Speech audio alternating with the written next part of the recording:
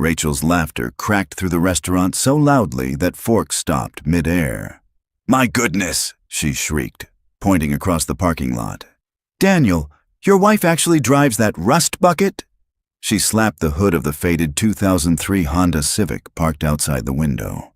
The hood popped open with a metallic groan.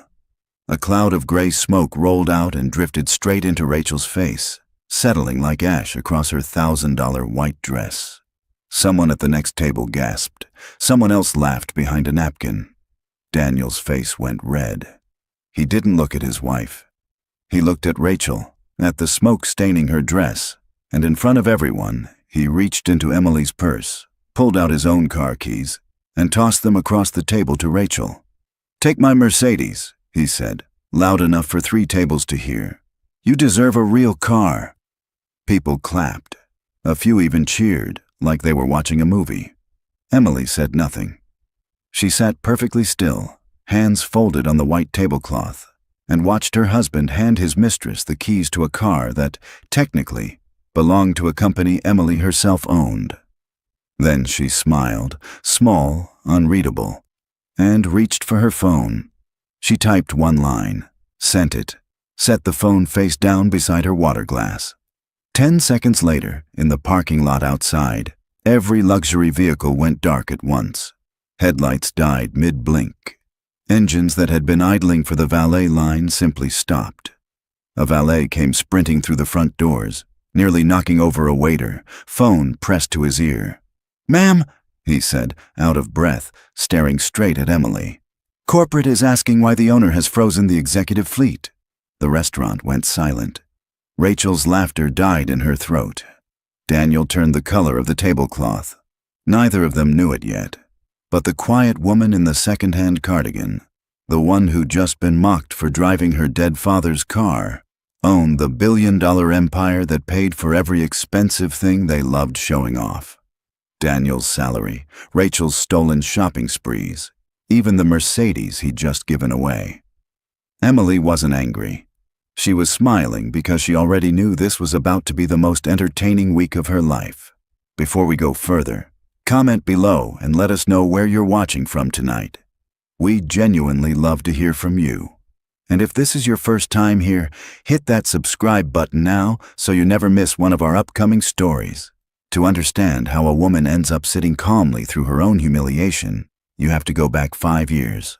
Long before the restaurant, long before Rachel, long before any of this began. Emily Carter had never wanted attention. She grew up in a modest house on the edge of Chicago, raised by a father who fixed engines for a living and a mother who died when Emily was 12. She was quiet in school, quiet at work, quiet even in love. She wore the same 3 coats every winter. She drove the same old Honda her father had bought used, back when used cars were the only kind he could afford, and when he died, she couldn't bring herself to sell it. "Promise me something," he told her from the hospital bed, his hand shaking around hers. "Anything, Dad. Don't let money change your face. I've seen it happen to people. Money gets into their eyes first." She promised. She didn't know yet how much money was coming.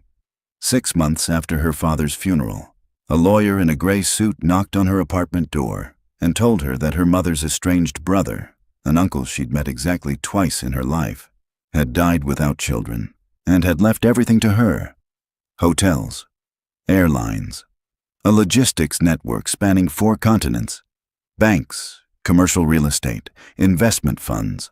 On paper, it added up to more than $14 billion. Emily sat on her kitchen floor for 2 hours after the lawyer left, staring at nothing. She could have moved into a penthouse that week. She could have bought a fleet of cars, hired a stylist, become the kind of woman magazines write about. Instead, she called only 3 people into the truth: her uncle's head attorney, her personal accountant, and a single trusted board director.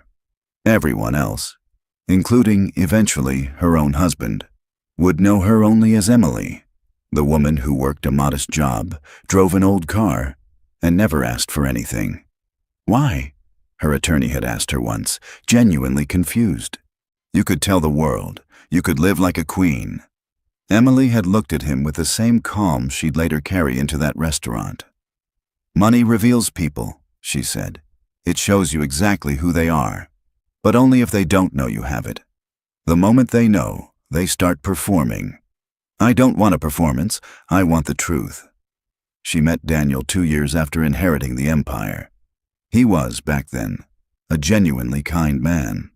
Funny, humble, hard-working, the kind of person who remembered the names of waiters and gave up his seat on the train without thinking twice. He worked mid-level at a logistics firm, one of hundreds of companies quietly owned, several layers removed, by Emily's holding group. He had no idea who signed off on his hiring. He had no idea who approved his raises. He only knew that his quiet, kind wife supported him, cooked with him on Sundays, and never once asked him for anything material. For the first 3 years, it was enough. Then the promotions started. Daniel rose faster than anyone expected, faster, in truth, than his experience justified, because Emily, without ever telling him, had quietly nudged the board to give him opportunities. She believed in him. She wanted him to succeed on his own confidence, even if she was the invisible hand behind the door opening for him. But something changed in Daniel with every promotion. The humility thinned out a little more each year, replaced by something harder, glossier. He started correcting people's grammar in meetings. He started talking about people like us and people like them. He bought a watch he couldn't really afford and told Emily it was an investment. He started looking at his own wife, plain, quiet, driving her father's old Honda, like she was something he'd outgrown. That was when Rachel entered his office as a new marketing consultant. Rachel was everything Emily wasn't, at least on the surface. Designer heels clicking down every hallway, a phone constantly angled for the perfect selfie, a laugh that carried across open floor plans, a confidence built entirely out of other people's money. She had a simple worldview. People were worth exactly what they wore, drove, and posted. By that measure, Emily, modest, quiet, unremarkable in a crowd, was worth nothing at all. "Your wife seems sweet," Rachel told Daniel one night, over drinks he'd expensed to a client dinner that didn't exist. "Sweet is nice, but don't you ever want someone who matches where you're going?" Daniel didn't answer that night, but he didn't say no either. Within 4 months, he was lying to Emily about late meetings. Within 6, Rachel was wearing a necklace that cost more than most people's rent, paid for on an expense account Daniel controlled but didn't technically own. An account that, several signatures up the corporate chain, required approval from Emily's own finance department, though, of course, none of them had any idea the E. Carter on the authorization line was the same Emily who packed Daniel's lunch every morning. Emily found out about the affair the ordinary way. A receipt left in a jacket pocket, a hotel charge she recognized instantly because, again, she quietly owned the hotel. She didn't scream. She didn't cry in front of him. She sat with it for 3 days, turning her father's warning over in her mind. Money gets into their eyes first. She decided, in that stillness, that she wasn't going to explode. She was going to watch. The humiliation started small, almost like Rachel was testing the waters before deciding how far she could push. The first happened at a grocery store, the ordinary kind with fluorescent lights and a squeaky cart wheel. Emily was paying for a modest bag of groceries, bread, eggs, a discount box of pasta, when Rachel appeared in line behind her, arm looped through Daniel's, and said, loud enough for the whole aisle to hear, "I didn't realize they still accepted food coupons here." A few people turned to look. Emily didn't flinch. She simply finished paying, in cash, and thanked the cashier by name, because she remembered names, because her father had taught her that too. The cashier, an older woman named Bernadette, leaned in as she handed back the change. "Ma'am," she whispered, eyes wet, "I don't know if you remember, but the foundation grant that came through last month, it paid for my mother's surgery." I never got to say thank you in person. Rachel, standing 3 feet away, heard only fragments. Foundation grant. Surgery. She frowned, confused, but shook it off, laughing it away as Emily walked out with her plain grocery bag. "Weird lady," Rachel muttered to Daniel. "Probably delusional." Daniel laughed along. He always laughed along now. The second humiliation came at a boutique downtown, the kind with a single dress in the window lit like a museum piece. Rachel dragged Daniel and, coincidentally, Emily, who'd come separately, on her own errand, into the same store and made a show of trying on 3 different gowns while Emily browsed a rack near the door and bought nothing.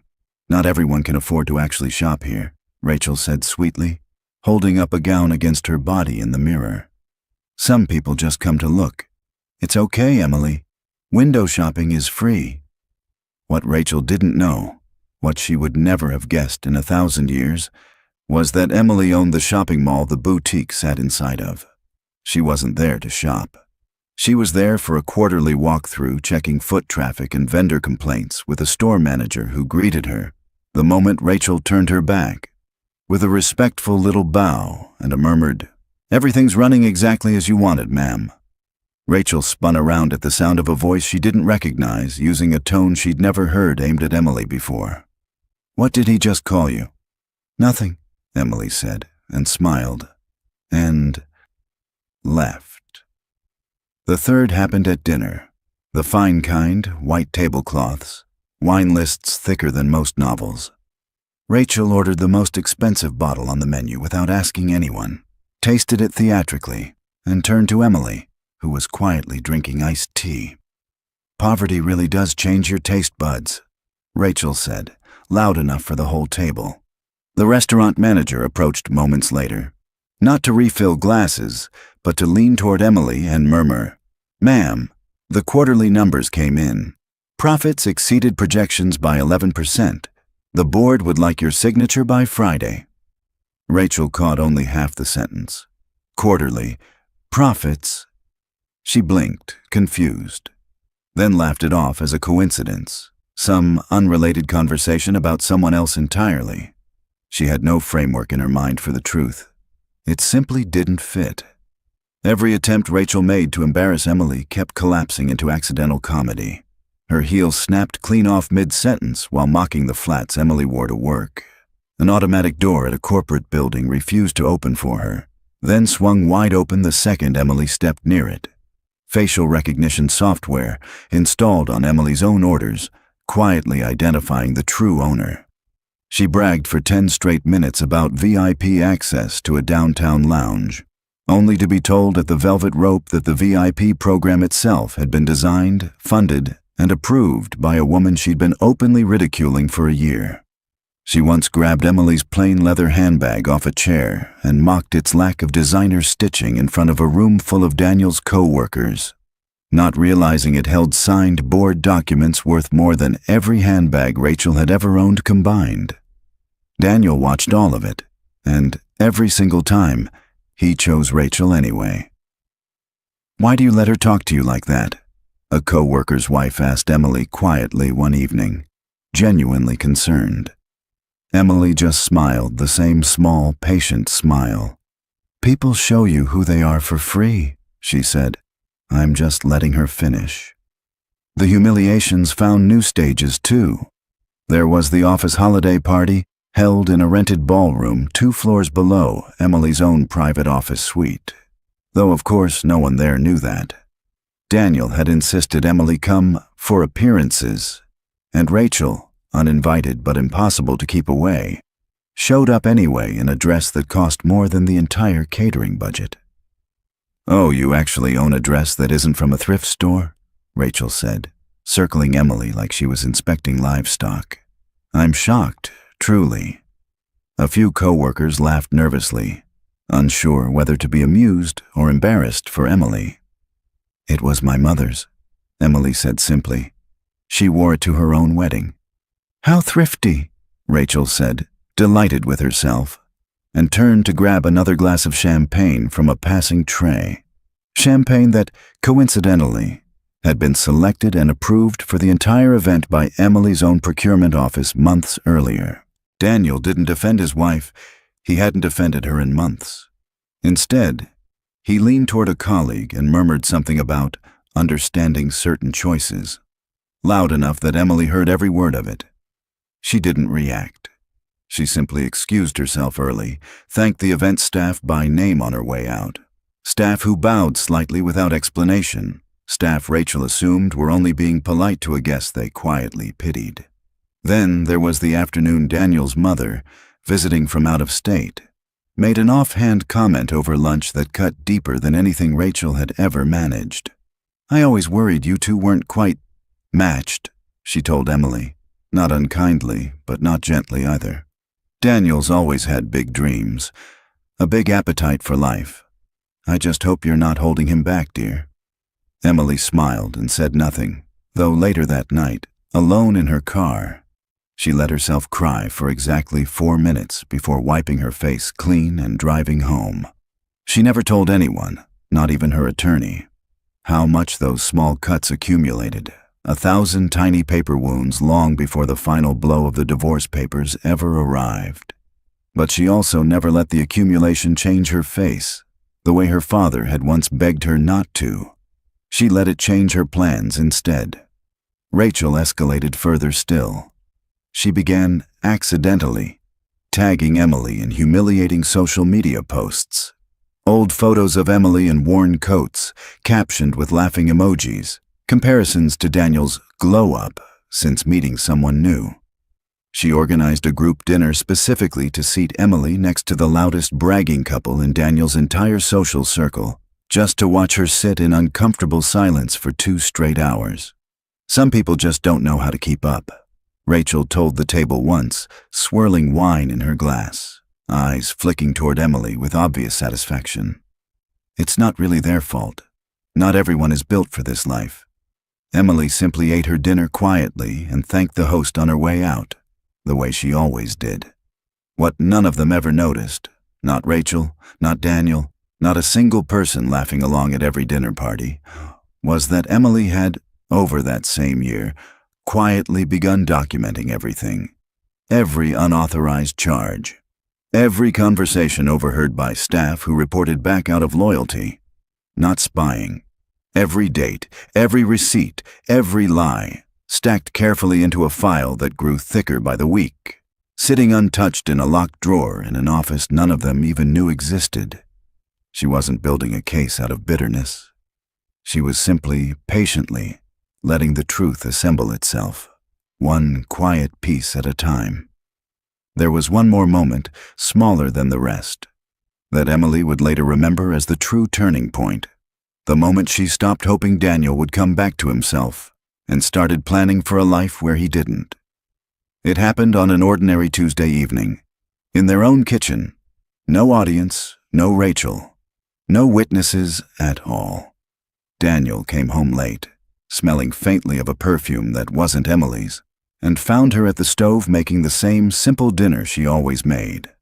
Nothing extravagant, nothing that would ever appear in a magazine spread. Just something warm for 2 people who used to be a family. "You still cook like we're broke," he said, not even looking up from his phone as he said it. "I cook like this because I like it," Emily said quietly. "It has nothing to do with money." "Everything has to do with money eventually," Daniel said, setting his phone down with a small, tired laugh. "You just don't want to admit it. You've never wanted to admit it." Emily turned the stove off and looked at him properly for the first time in weeks. "You're right about one thing," she said. "Everything eventually comes down to money. But not the way you think. It comes down to what people do the moment they think no one else is watching how they spend it, or how they spend other people." Daniel didn't understand what she meant. He wouldn't understand it, in fact, for another 2 weeks. Standing in a ballroom full of strangers who suddenly knew his wife's name better than he ever had. Emily served the dinner anyway. He ate 3 bites and left for a work call that lasted until midnight. She ate alone, the way she'd been eating alone, in every way that mattered, for almost a year. Then came the phone call that changed the shape of everything. Emily was in her modest kitchen, the phone pressed to her ear when her chief financial officer's voice came through, careful and formal. "The board would like you at Friday's gala," he said. "They believe it's time." "Time for what?" Emily asked, though she already knew. "Time for the world to meet its chairwoman." Emily closed her eyes for a long moment. "No public announcement before Friday," she said finally. "Let truth introduce me, not a press release." Rachel, who happened to be visiting Daniel's apartment that same week and overheard a fragment of a similar conversation through a cracked door. Daniel had by then half moved in with her, assumed Emily had picked up a catering job. "Some gala." Rachel laughed to Daniel later, painting her nails at his kitchen table. "Probably serving hors d'oeuvres to people like us." Daniel laughed too. It was getting easier for him to laugh at his wife. It made the guilt quieter.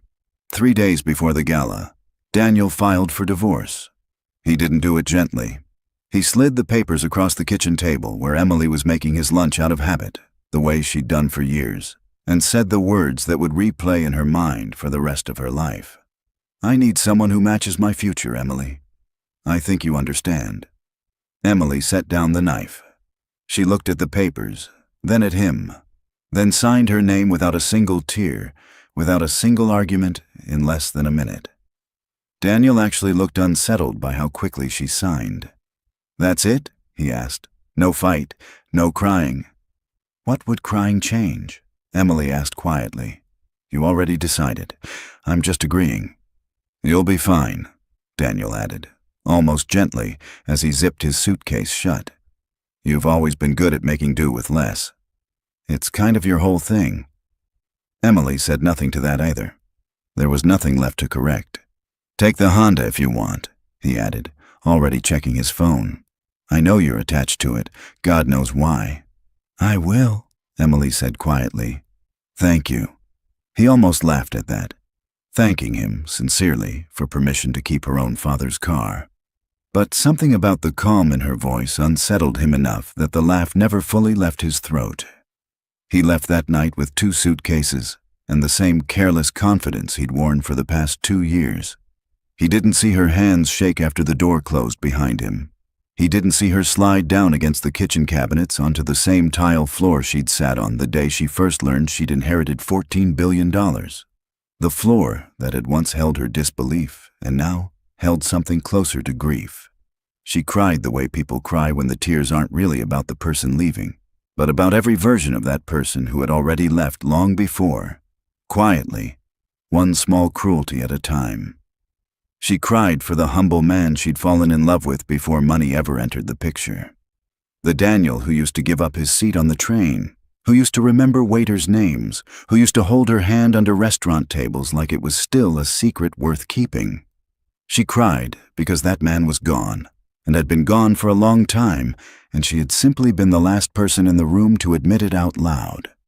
She cried for maybe 20 minutes, no more, because that was the amount of time she allowed herself for things she couldn't change. Then she stood, washed her face at the kitchen sink, looked at herself in the small mirror by the door, and made a decision.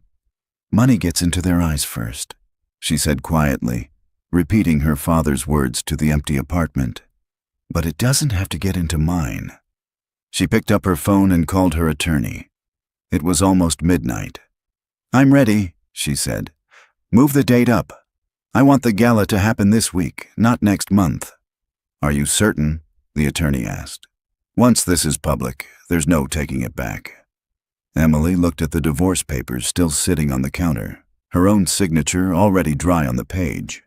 "I've never been more certain of anything," she said. "Let's let the truth introduce me." Rachel posted an engagement announcement online less than 48 hours later. A photo of her hand. No ring yet. Captioned, "Big things coming," even though Daniel hadn't actually proposed. She simply couldn't wait to announce her win. Hundreds of comments poured in. Congratulations, heart emojis. Finally, he upgraded. Emily saw the post. She didn't comment. She didn't need to. She was already preparing something far bigger than a wedding announcement. If you're still watching up to now, type "I'm still here" in the comments section. I promise you, the biggest surprise in this whole story hasn't happened yet. Friday night arrived with the kind of tension that makes a room feel electric before anything has even happened. The Harrison Global Foundation Gala was the single largest charity event of the year, the kind where senators mingled with tech founders, where a single table cost more than most people's annual salaries, where every camera in the city seemed to converge under one roof.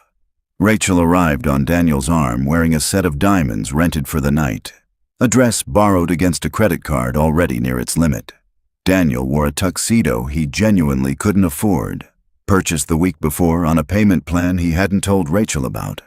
They worked the room like professionals, dropping names, angling for photos, laughing just a little too loud at jokes that weren't especially funny. "This is our world now," Rachel whispered to Daniel, sipping champagne that cost more per glass than her rent used to. "This is where we belong." Daniel smiled, but something in his stomach had been uneasy all night, a low hum of dread he couldn't place. Then the lights dimmed. A hush rolled across the ballroom like a wave. A man in a formal suit stepped onto the small stage near the front, tapped the microphone, and spoke words that would rearrange the entire evening.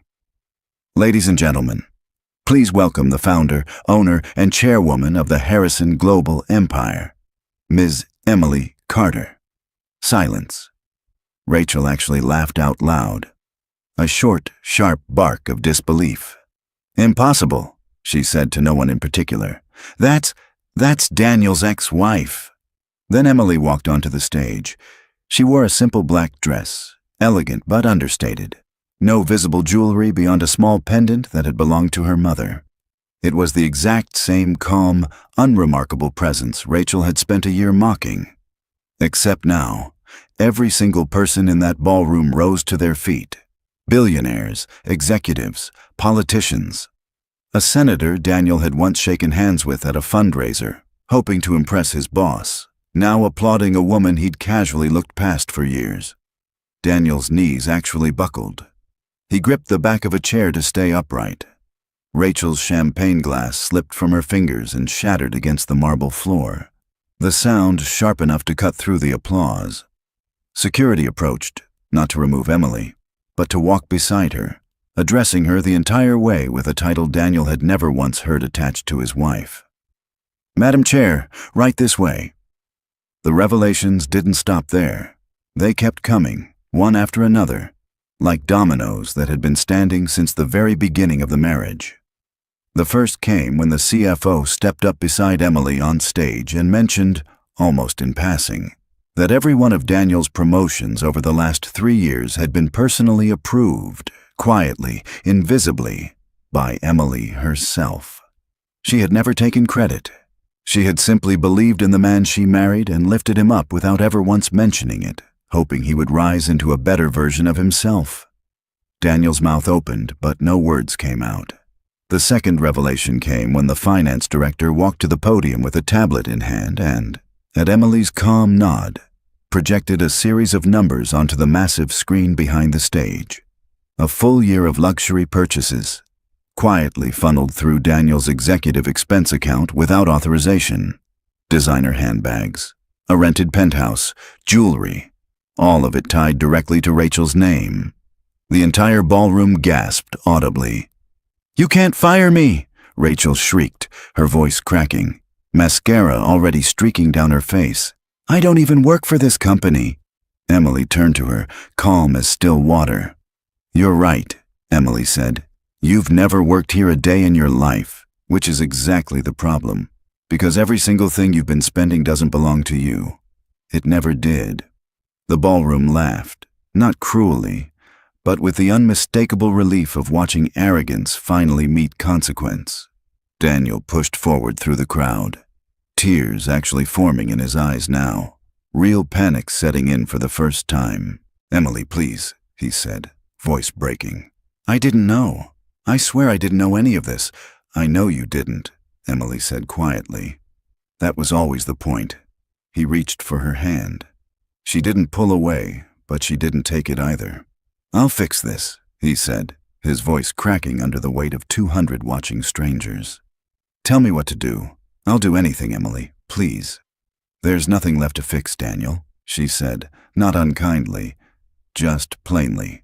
You didn't lose me tonight.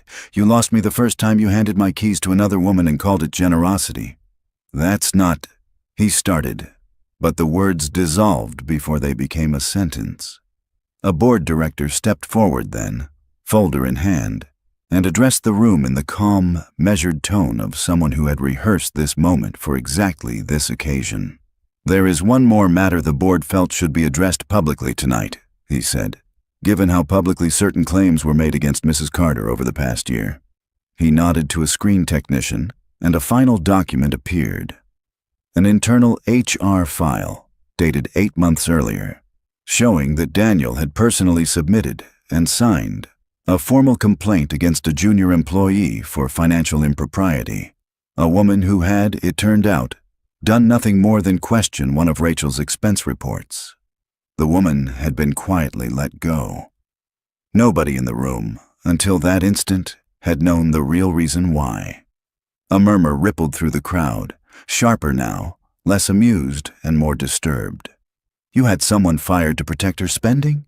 Emily asked, and for the first time all night, something like real anger flickered behind her calm. Daniel had no defense for that either. He simply stood there, tuxedo jacket suddenly too tight, surrounded by people who, an hour earlier, had wanted to shake his hand. Rachel, meanwhile, was being quietly walked toward a side door by 2 members of hotel security, her rented diamonds already unclasped and handed back to a jeweler's representative who'd arrived within minutes of the projector screen lighting up. "This isn't over," Rachel hissed at Emily as she passed. "People like you always think you've won. You'll see. Something always catches up to people like you." Emily met her eyes without flinching. "Something already did," she said quietly. "It just took the shape of a truth you didn't want to hear." Rachel had no answer for that. For possibly the first time in her life, she had absolutely nothing to say. "When exactly did my old car become heavier than our wedding vows, Daniel?"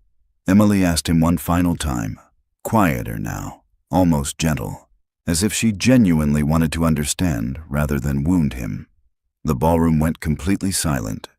Daniel had no answer. There wasn't one that would have meant anything anymore. By the time security had quietly walked Rachel out through a side exit, her rented diamonds confiscated on the spot at the jeweler's request, her face streaked black with ruined mascara, the entire ballroom understood exactly what kind of woman had been standing among them all along. Daniel lost everything within a month. His position was terminated for the unauthorized expense violations, documented in black and white on that projector screen for 200 witnesses. His reputation collapsed inside his industry, where word travels faster than any press release. The luxury apartment lease was voided. The friends who'd once toasted his upgrade stopped returning his calls within a week, the same way they'd stopped remembering Emily's name the day she stopped being useful to their social calendar. Rachel fared no better. Every store she'd bragged about being a VIP had quietly revoked her access. The photos of her engagement that never actually happened became a punchline online, screenshotted and mocked by strangers who had never even met her. She learned, the hardest possible way, that borrowed things always eventually get called back. Daniel tried calling her 17 times over the following 2 weeks. She let every single call go to voicemail. On the 18th attempt, he showed up outside her office building, the real one, the headquarters he'd walked past 100 times without ever knowing it belonged to his own wife. "Please," he said, standing in the lobby in a coat that was noticeably less expensive than the ones he used to wear. "I'm not asking for the marriage back. I know. That's gone. I just want you to know I understand now. I understand what I threw away." Emily, standing near the elevator with a folder under her arm, looked at him for a long moment. "I believe you understand it now," she said. "But understanding a mistake after you've already made it isn't the same as never making it at all. I hope you build something better with what's left, Daniel. I really do. But I'm not going to be the one standing beside you while you build it." She stepped into the elevator. The doors closed. That was the last real conversation they ever had. Emily didn't celebrate any of it. She didn't post about it, didn't gloat, didn't grant a single interview to the outlets that came calling in droves once the story leaked. And it leaked fast, the way any story involving a secret billionaire and a public humiliation inevitably does. She simply went home that night, drove her same old Honda through the same quiet streets, and pulled into a garage attached to a house no one, not even Daniel, in 3 years of marriage, had ever known existed. A hidden wall slid open at the press of a button. Inside, a Rolls-Royce, 2 Ferraris, a Bentley, a Lamborghini, still wrapped in its factory cover. Emily parked her father's old Honda gently beside them, turned off the engine, and sat there for a moment in the quiet. Then she stepped out, patted the hood the way you'd pat an old friend on the shoulder, and said softly, to no one but herself, "My father bought you with honest money. You'll always be my favorite." There's a lesson underneath all of this, and it's worth saying plainly before we close the story tonight. Emily never needed to announce her wealth to prove her worth because she understood something that Rachel and, eventually, Daniel never did. The loudest people in a room are very rarely the ones who actually have the most to show. Gold doesn't need to introduce itself. It gets recognized on its own, in its own time, by the people who matter. Fools, on the other hand, will always announce themselves first, because performance is the only currency they know how to spend. Luxury attracts attention. Character earns respect. And more often than people realize, the richest person in the room is the one who has absolutely nothing left to prove to anyone. Daniel spent years chasing an image instead of protecting what he already had. Rachel spent her whole life measuring people by price tags, never once learning to look past them. And Emily, quiet, patient, unremarkable Emily, simply kept being exactly who she was and let the truth do the talking when it was finally ready to. Somewhere between the smoke rising off a rust bucket Honda and the applause echoing through a gilded ballroom, this story stopped being about wealth at all. It became about the difference between the people who perform their worth for an audience and the people who quietly live it, unnoticed, until the day the truth simply can't stay hidden any longer. Rachel needed everyone to see her winning. Daniel needed everyone to see him rising. Emily needed nothing at all. And, in the end, that was exactly why she was the only one left standing with her dignity intact. Thank you so much for staying with this story all the way to the end tonight. It means more than you know. If you enjoyed watching Emily's journey, let us know in the comments what part you enjoyed the most, and if you haven't already, please subscribe so you never miss the next cinematic story full of unexpected twists, quiet justice, and the kind of lessons that stay with you long after the screen goes dark. Thank you again, truly, for spending these 40 minutes with Emily's story tonight. Stories like this only reach more people because of viewers like you sharing them, commenting on them, and coming back to watch until the very last second. So from all of us on this channel, thank you sincerely and warmly for being part of this journey with us tonight, every single step of it. We'll see you in the next one.